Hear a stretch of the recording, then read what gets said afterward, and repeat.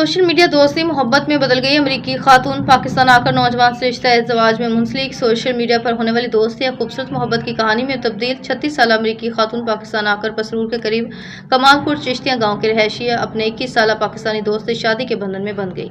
रोजनामा जंग के मुताबिक अमेरिकी खातून मोर्स एशले के मुलाकात सोशल मीडिया के जरिए 21 साल पाकिस्तान नौजवान कैफ अलवरा से हुई।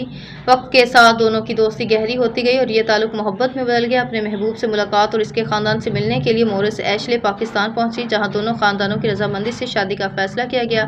निकाह से कबल अमेरिकी खातून ने इस्लाम कबूल किया और अपना इस्लामी नाम खतीजा रख लिया।